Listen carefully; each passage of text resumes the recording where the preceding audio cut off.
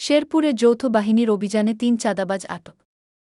শেরপুর জেলার সদর উপজেলার বয়রা পরানপুর এলাকার শেরপুর ঢাকা মহাসড়কে ৩০ জানুয়ারি বৃহস্পতিবার দুপুর 12:30টার দিকে ব্যাটারি চালিত ইজিবাইক এবং অটো রিকশা থেকে অবৈধভাবে ওইসব গাড়ির চালকদের কাছ থেকে চাঁদা আদায়কালে উত্তোলিত চাঁদার ১০,৯৪০ টাকাসহ ৩ চাঁদাবাজকে আটক করেছে যৌথ বাহিনীর সদস্যরা।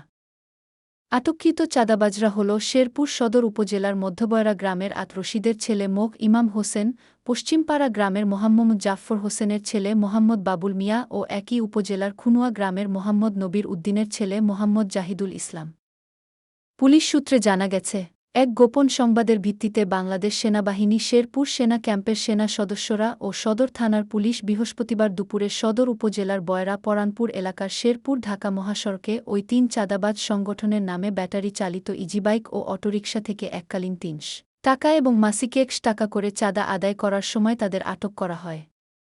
পরে আটককৃতদের কাছ থেকে উত্তোলিত চাঁদার ১০,৯৪০ টাকা উদ্ধার করা হয়। এ ঘটনায় ওই ৩ চাঁদাবাজকে শেরপুর সদর থানায় সোপর্দ করেছে যৌথ বাহিনীর সদস্যরা।